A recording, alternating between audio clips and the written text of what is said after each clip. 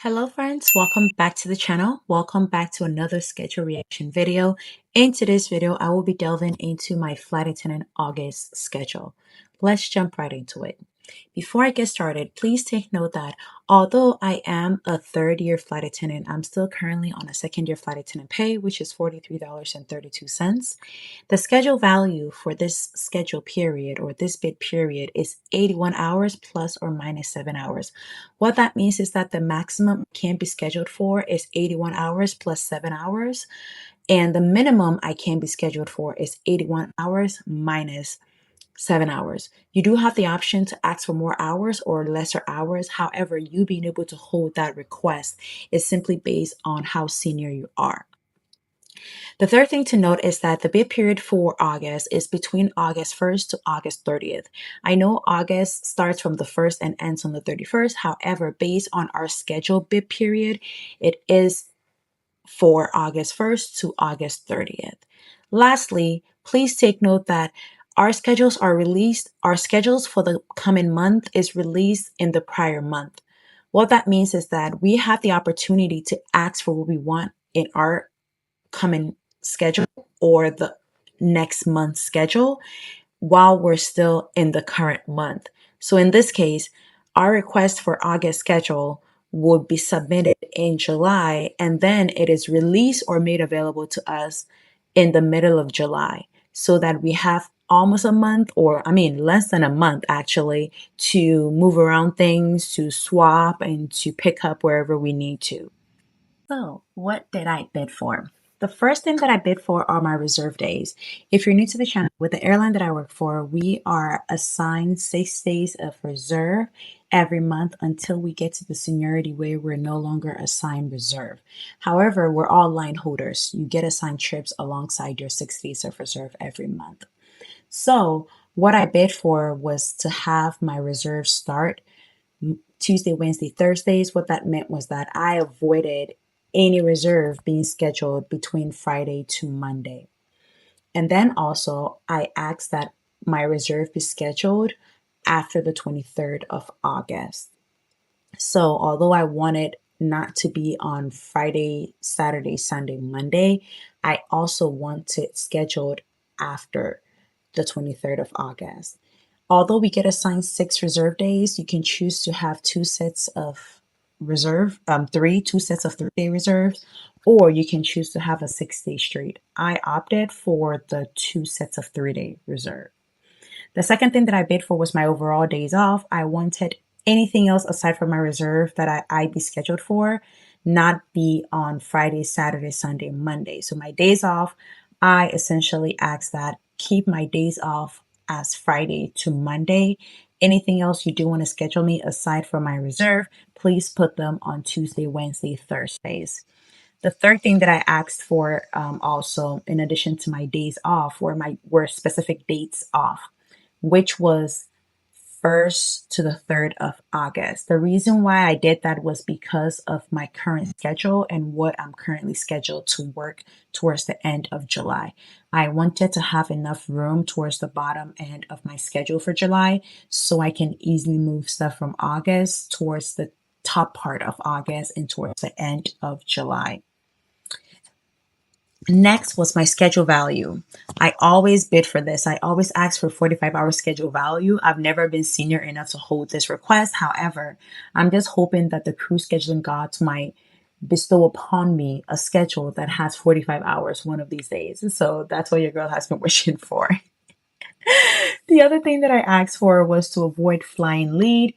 I'm not against flying lead. I just like to do it on my own terms and on certain trips.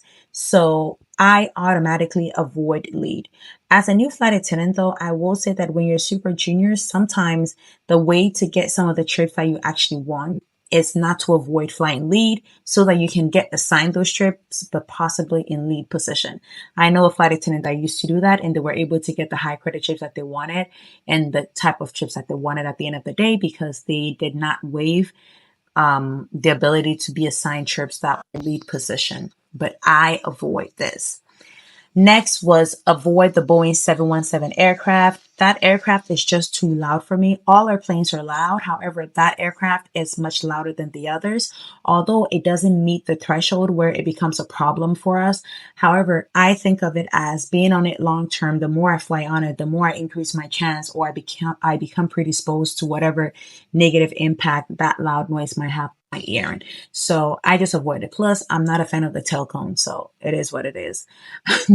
Next is avoiding all domestic trips, especially in New York. We have a lot of international trips that are potentially I can hold or be assigned.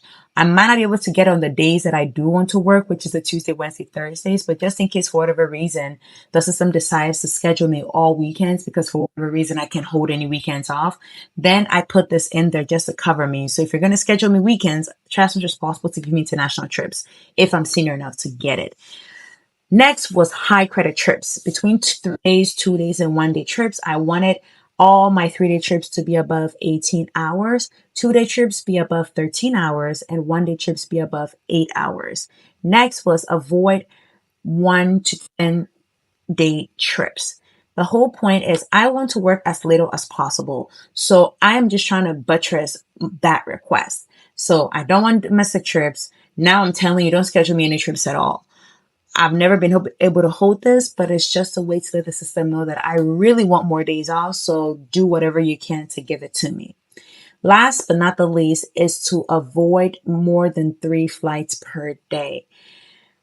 I don't mind working 4 flights in a day. However, it needs to be high credit. And these days, I've not been getting high credit trips based on the days that I want to be assigned trips. So if I get low credit trips with 4 flights in a day on any of those days or multiple of those days, it's kind of not helpful. So I'm like, you know what, just make it 2 or less. That's all. Very simple, very easy. These are my bids. If you're not familiar with this channel, I work with a major US airline company and I usually keep my flight attendant schedule bids very simple, very direct. My power or my strength is having flexibility in my opinion. And I feel like requesting for my schedule this way gives me some amount of power. Although that has not been the case, but sometimes, but this is what works for me for now because our weekends are always capped and I just don't want to deal with the trauma of not being able to move anything around. And plus, most people want weekends off. So even though I'm okay working weekends, I rather ask for weekends off so I can at least go around and shop for the trips that I want over the weekends and give people whatever I have over the weekdays. So let's talk about what I received.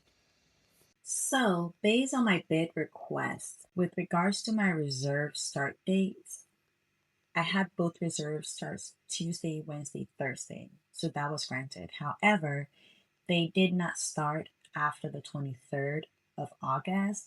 So that request was denied. Secondly, I asked that my days off be Friday to Monday, Friday, Saturday, Sunday, Monday. That was not granted fully because, as you can see, I was assigned trips starting on Sunday and I had another trip that ended on Friday. So that was denied twice. Thirdly, I asked for specific dates off, which was the 1st to the 3rd of August. Clearly, that was not granted because I have a trip literally starting on the 2nd over to the 3rd to the 4th. Fourth thing I requested for was my schedule value of 45 hours. I'll talk about the total scheduled hours that I got eventually. However, this was not held because my scheduled hours was well over 45 hours. The next request was avoiding flight lead. All the trips that I was assigned, I was not assigned flight lead. So that was fully granted. We love to see that. The next thing was avoiding the Boeing 717 aircraft. That was granted. None of the trips that I was assigned has me working on that aircraft. With regards to the high credit trips, before that, I requested that I not be scheduled any domestic trips. Unfortunately, this was completely not held or granted because all my trips were domestic trips. Next was high credit trips. All the trips that I had, actually, which I'm going to talk about the credits later on. The 3 day trips that I had, were below the 18 hours that I requested for, 18 hours or more. The 2-day trip that I had also was not granted because it was well below the 13 hours. And then I didn't get any 1-day trips, so that was held. The next thing was avoiding 1 to 10-day trips. Obviously, I was assigned trips, so that was not granted either. And last but not the least, avoiding 3 or more flights per day. This was denied a couple of times. Let me double check. This was denied once because I had one trip that had me working 3 flights that day. So, based on what you can see on the screen, guys, based on my schedule, I got assigned 2 3-day trips, one that started on the 2nd to the 4th of August. And then the second one was between the 5th of August to the 7th of August. Then I had my reserve starting on the 11th and the 18th, followed by a 2-day trip that started on the 25th. The reason why part of the 2-day trip bleeds into the 27th is because the release time is after 5 a.m. It's after midnight on the 27th. That's the reason why. So, based on the days that I was scheduled, I ended up with 16 days off. The 16 days off actually includes the 27th because it's the trip on the 25th is not considered a 3-day trip, although it releases after midnight on the 27th. Let's talk about the credits with regards to each trip or each assigned duty. So the 3-day trip that I have started on the 2nd of August actually is worth 16 hours and 31 minutes, which is well below 18 hours as I requested initially. The other 3-day trip that starts on the 5th of August is 17 hours and 10 minutes. That is also below 18 hours that I requested for. Our reserves are obviously 14 hours and 15 minutes.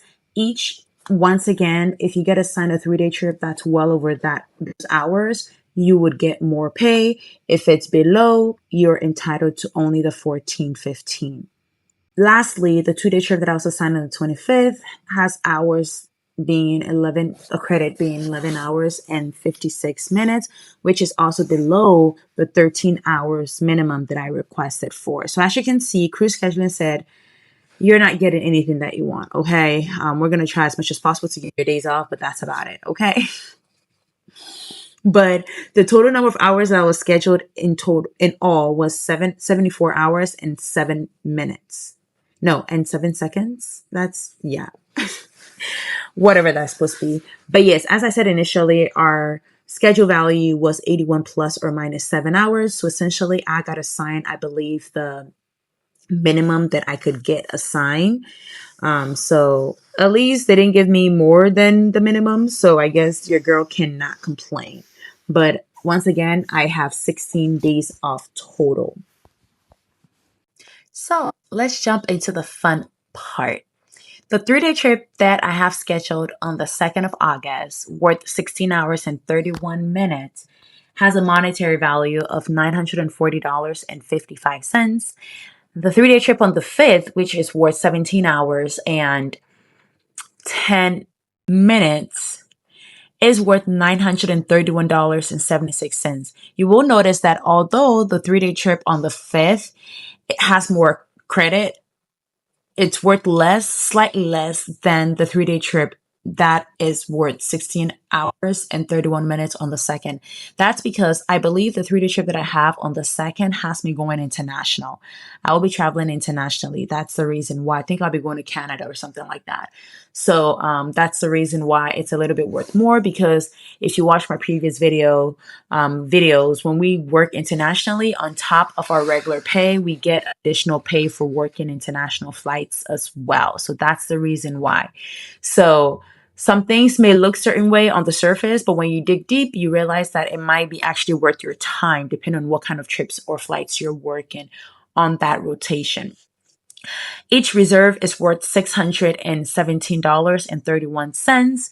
And lastly, the 2-day trip that I have on the 25th is worth $653.46. In total, for the bid period of August 1st to August 30th, your favorite flight attendant here will be working 74 hours and 7 seconds with a monetary value of $3,760.39 with 16 days off out of the month. Do you think this is worth it? I'm practically working about 14 days, about 2 weeks, and in total, and I will be making $3,760.39.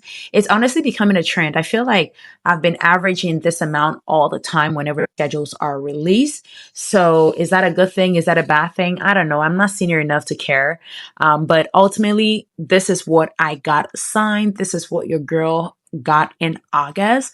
My goal is to move things around. So I'm probably not going to end up working these trips, but this is how a typical flight attendant schedule looks like, you know? A tip that I would give to new flight attendants is based on what you can see with my bid requests, please keep your bids simple. You have to prioritize what is important to you and figure out what is most important to you. So list out what is important to you when it comes to your schedule or your calendar for the month coming, and list them from the most important to the least important, and focus on how best you can get at least the top two. I feel like sometimes when we're new, we want to ask for every single thing because we believe the story that this job is flexible. You can move things around. You can swap this. You can do this. That is not always the case. In New York right now, I am struggling just to move things around. People are not picking up trips unless it's the top tier. Okay. People are working, but their schedule's already packed. So it's like, what else are they going to do? You know, it's one of those things where I don't know if it's a season, if it's what is happening now with the industry, but it was not like this in Seattle. But my little advice to a new flight attendant is once you get on the line, keep your request as simple as possible. I know you might want this day off, this weekend off, that you arrange your needs from the most important to the least important. Least important, not necessarily being that it's not important, but it's something that you can postpone or do without, and then bid accordingly. Once you figure out your bids and you put in your bids, always email your bid specialist and ask them based on list what your needs are, and ask them that based on what your needs are, does your current bid request match those needs? And then based on the feedback, you make the necessary changes that you have to make. But let me know what your thoughts are in today's video in the comment section below. And I will see you all in the next schedule reaction, which is potentially going to be September 2026. Thank you for watching today's video. See you. Bye-bye.